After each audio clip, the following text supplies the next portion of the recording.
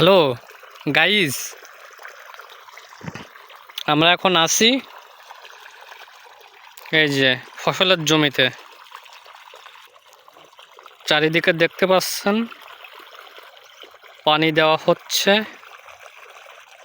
এখানে আমরা রোপণ করেছি লাল শাক, আর কলজি নিয়ে দেখাচ্ছি এইগুলো হলো সেই সুস্বাদু বরবটির চারা দেখেন।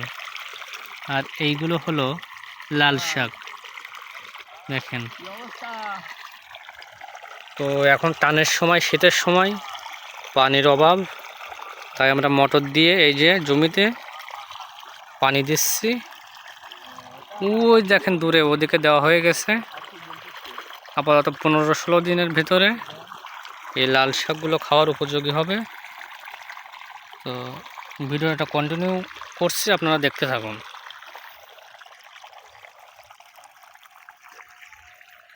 আর এদিকে পাশে আছে সিম। বন্ধুরা দেখুন, এই হলো সিমের ফুল। এই ফুল থেকে হবে এই সিমগুলো। এই যে দেখুন সিম।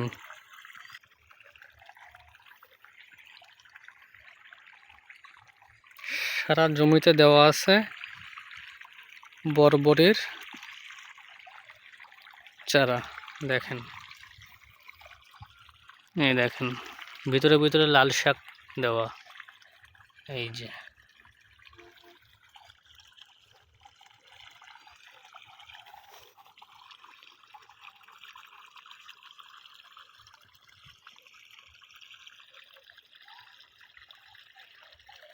আমাদের এই জমির মেন মালিক এই যে অমিত।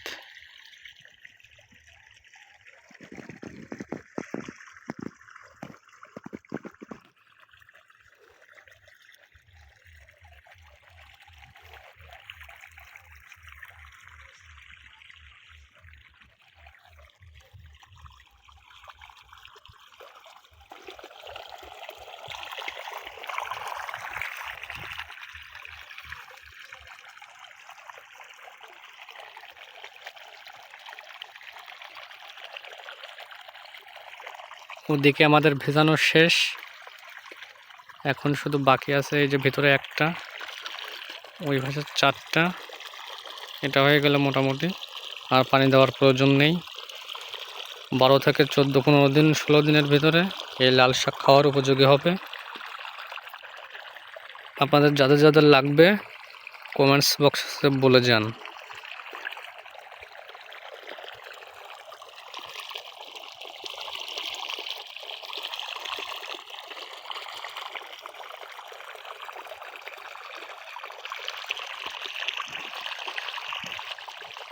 এই যে ছোট ছোটগুলো লাল শাক,